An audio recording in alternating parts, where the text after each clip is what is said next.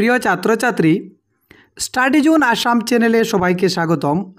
আজকের এই ভিডিওতে আমি বিগিনার্স ইংলিশ 3 অর্থাৎ ক্লাস 3 এর ইংরাজি পাঠ্যপুস্তকের লেসন 2 এর অ্যাক্টিভিটি 15-এ একটি কবিতা দিয়েছে। এই কবিতাটি আলোচনা করব। লেটস রিসাইট, চলো আবৃত্তি করি। তো কবিতাটির নাম হলো things I like to do, যা আমি করতে পছন্দ করি। Things I like to do, things মানে জিনিস বা যা আমি করতে পছন্দ করি। There are some things I like to do, the one that's best is play with you. There are some things I like to do, আমি করতে পছন্দ করি এমন কিছু জিনিস আছে। The one that's best is play with you, তার মধ্যে সবচেয়ে ভালো লাগা যেটা সেটা হলো তোমার সাথে খেলা করা। তো এক বন্ধু আরেক বন্ধুকে বলছি যে আমি করতে পছন্দ করি এমন কিছু জিনিস আছে, তার মধ্যে সবচেয়ে ভালো, বেস্ট মানে সবচেয়ে ভালো, সেটা হলো তোমার সাথে খেলা করা। There's nothing more I wish to be than be your friend and sing with glee. There's nothing more I wish to be. আমি আর কিছু চাই না বা আমি আর কিছুর ইচ্ছে নেই। Then be your friend and sing with glee, তোমার বন্ধু হয়ে আনন্দের সাথে গান করা ছাড়া। মানে এক বন্ধু আরেক বন্ধুকে বলছে আমি আর কিছু চাই না বা আমার আর কিছুর ইচ্ছে নেই, তোমার বন্ধু হয়ে আনন্দের সাথে গান করা ছাড়া। তো আমরা এটি আবার বুঝবো।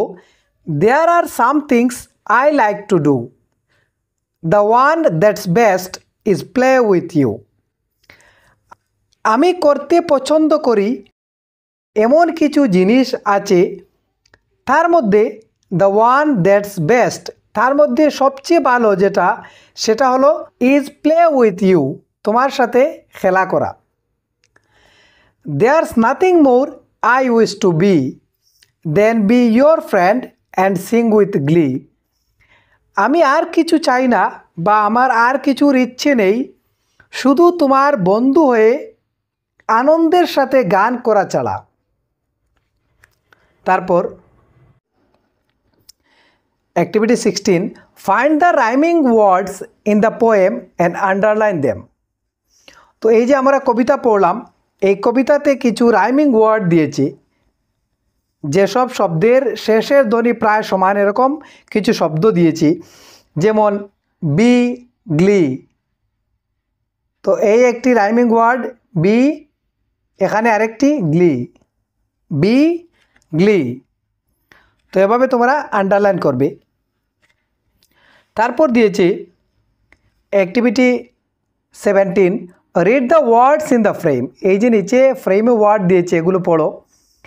Play, PLAY play, MORE more, LAKE lake, FOUR four, TAKE take,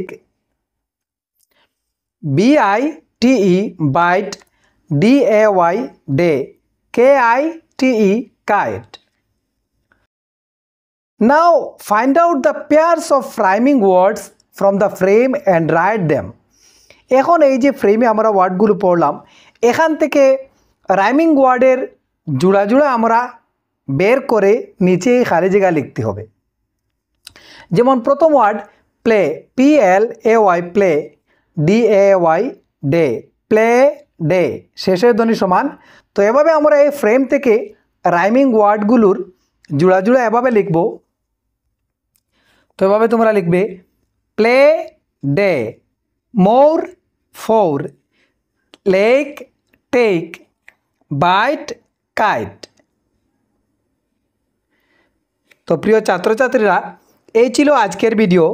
ভিডিওটি ভালো লাগলে একটি লাইক দিয়ে বন্ধুদের সাথে শেয়ার করবে এবং এরকম ভিডিওর নোটিফিকেশন পেতে আমার চ্যানেলটি সাবস্ক্রাইব করে পাশে থাকা বেল আইকনটি প্রেস করে নেবে। ধন্যবাদ।